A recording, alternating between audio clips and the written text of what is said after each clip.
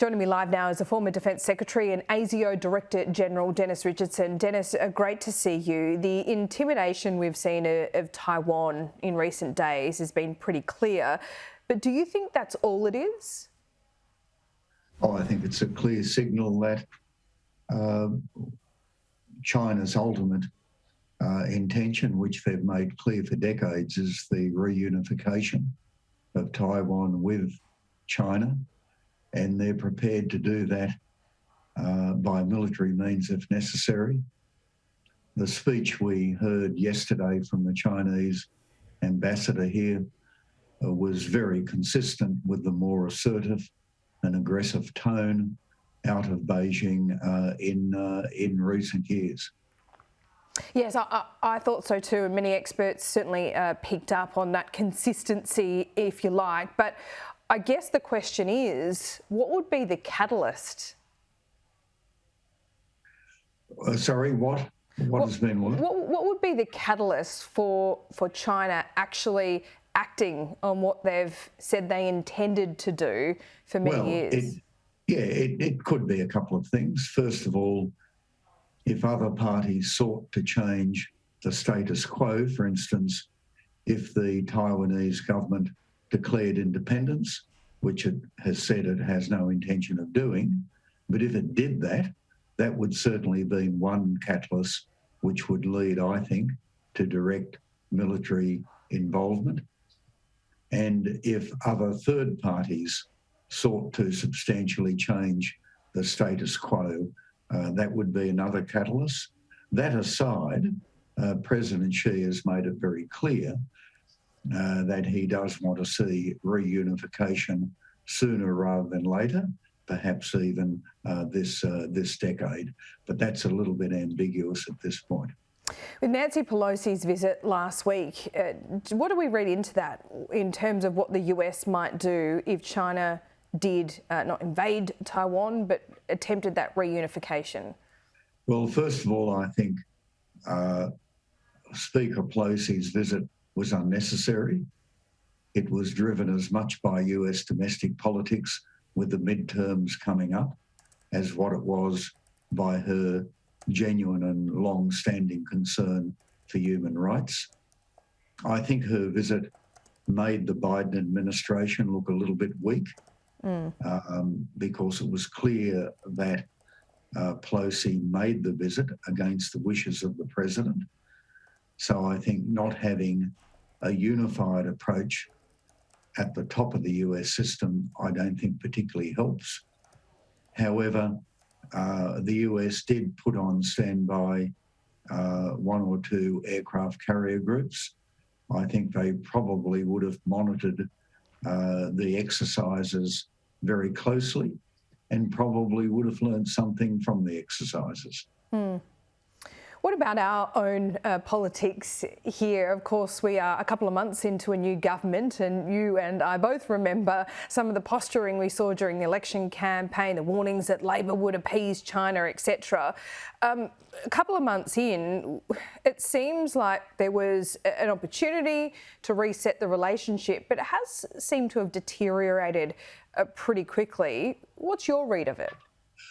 Look, I don't know about deteriorated quickly, Laura. The way I would put it is that, first of all, the Australian government elected recently has certainly adopted a different tone. I think with the way the Prime Minister, the Minister for Defence and the Minister for Foreign Affairs have approached it has been spot on, very measured, very sensible. I don't think there's been any expectation that alone would dramatically change the relationship. The fact is there are very substantive differences in national interest between Australia and China, and a change in tone is very important. But I think it's self-evident that in terms of addressing some of the trade and other issues we have in the relationship, that is going to take time. I might note in passing that there appears to have been a breakout in bipartisanship on China, which I think is enormously welcome here in Australia. I heard the opposition leader, Mr. Dutton, on ABC's AM this morning, and the way he was talking and supportive of the government's approach, I thought was very encouraging. Yeah, and it's something we didn't see in the election campaign. The politics of that is pretty obvious as to why. You talk about the change in tone from this Labor government, but also the amount of effort they've put into the Pacific without drawing the ire of China. Have you noticed that? Is that significant? Yes, it is. I would note, however, that China's ambitions in the Pacific are not going away.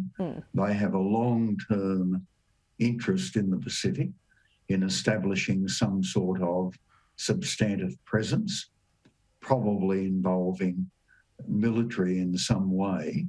I think they see that they'll be very patient in the way they pursue that.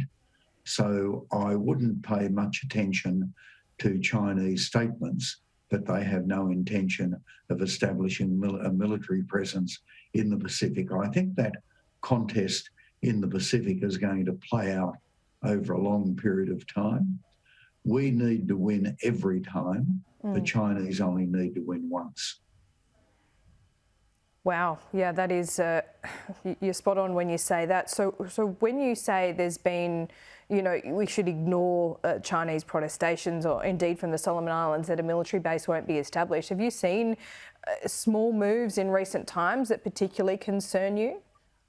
No, I haven't, but I think the agreement alone between China and the Solomon Islands articulates China's intent very clearly. Put that together with China's more assertive and aggressive approach globally, and I think the two add up to one conclusion.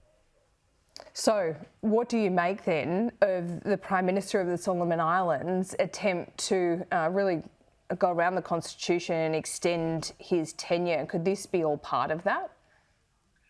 Look, I don't know whether it's part of it in terms of a deliberate tie-up with the Chinese. I doubt that, but I think it is. I think it is of concern in its own right that the government of the Solomons wants to change its constitution, to put back its elections to after the Commonwealth Games.